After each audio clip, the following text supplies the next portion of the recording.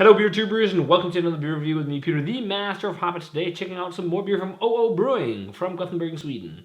Fantastic brewery, a lot of you guys know them. They're really good at doing classic beers, but they also have more modern beers in their portfolio.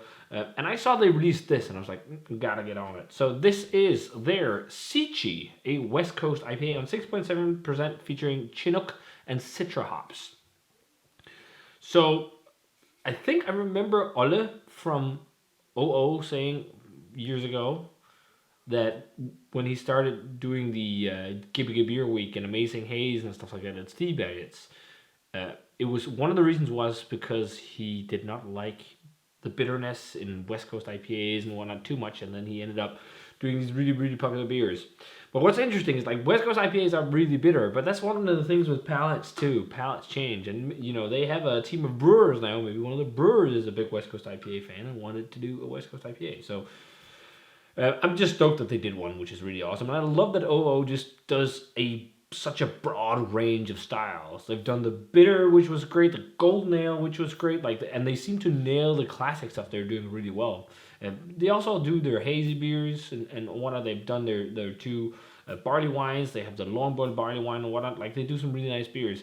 But I think, like, when you look at the ratings and some of their classic stuff, it's just, I can't help shake my head sometimes looking at Untappd ratings. Like, classic beer that's brewed really, especially in Scandinavia, classic beer that's brewed really, really well, 3.25 on average.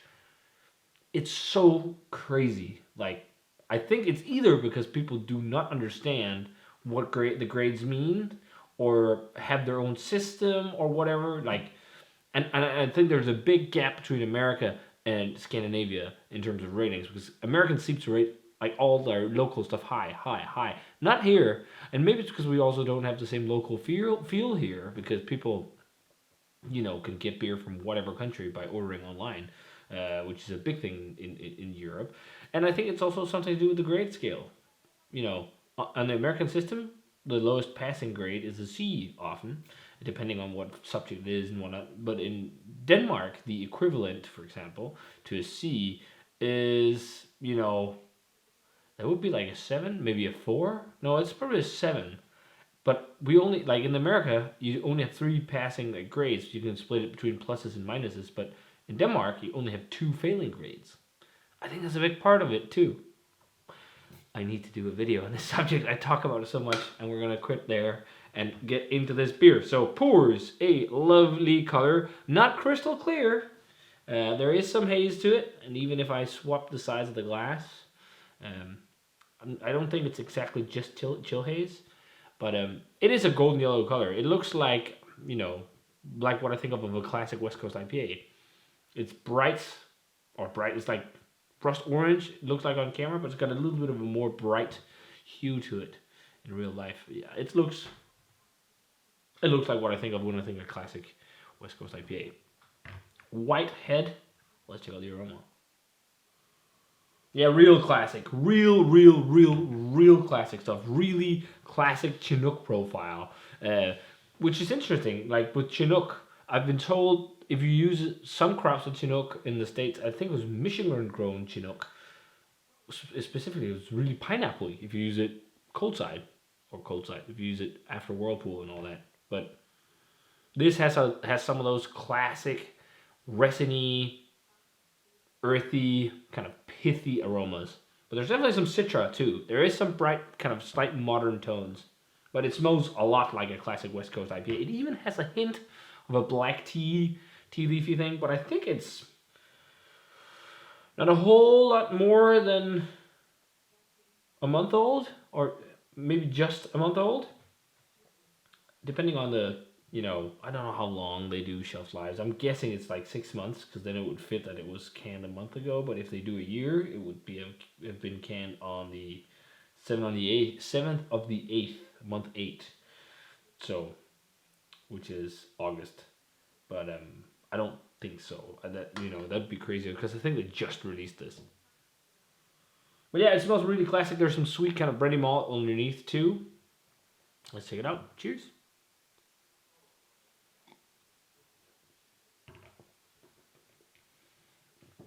Really old school West Coast.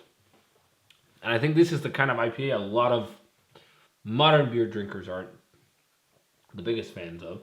But it drinks like your Stone IPA, your Sculpin IPA, your like these kind of West Coast IPAs that were made 10 years ago.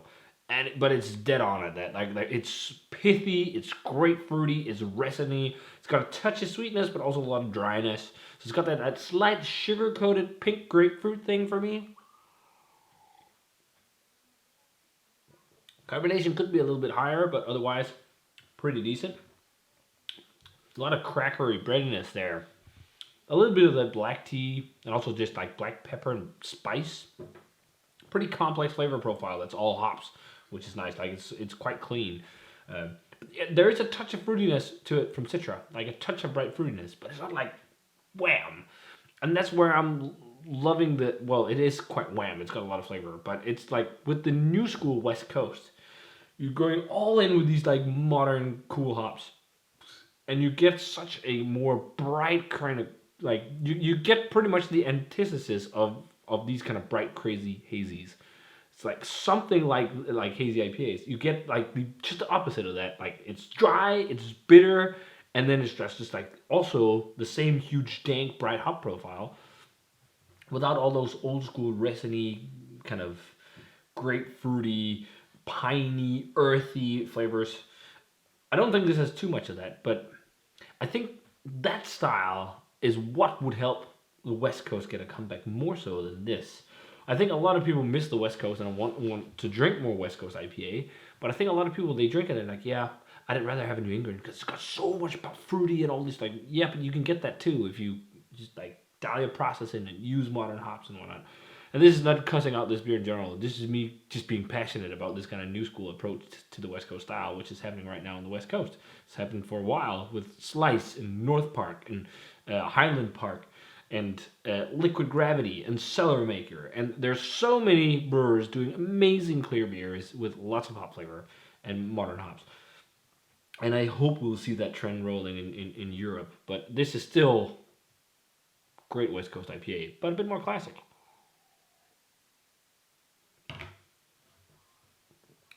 Loving the Citra profile on there.